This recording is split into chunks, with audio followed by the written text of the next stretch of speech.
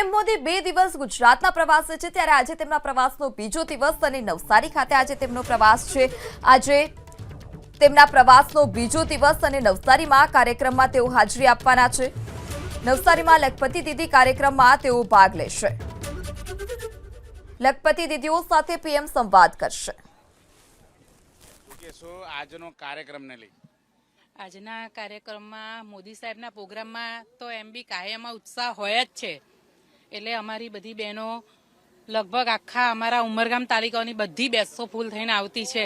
બહેનોને બહુ ઉત્સાહ છે મોદી સાહેબ આવે છે એટલે। કેટલા લાભ થયા છે પ્રધાનમંત્રી મોદી દ્વારા મહિલાઓ માટે ખાસ કરીને કયા કામો કર્યા છે?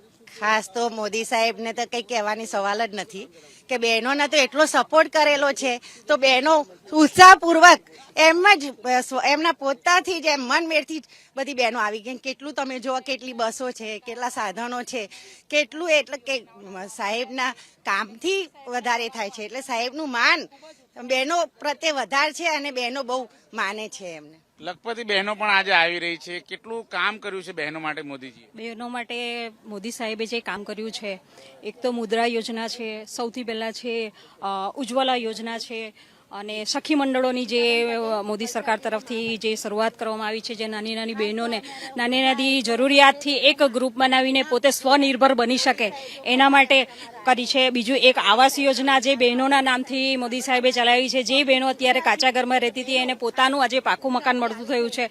બહેનોને જેટલી પણ સુવિધા મળી છે એટલી આ સરકાર દ્વારા મોદી સાહેબના આવ્યા પછી જ મળી છે। ત્યાં સુધી બહેનોને કોઈ વધારે પડતી એટલી કોઈક યોજનાનો લાભ મળ્યો નહોતો। વિધવા સહાય યોજના હોય કે અત્યારે તમને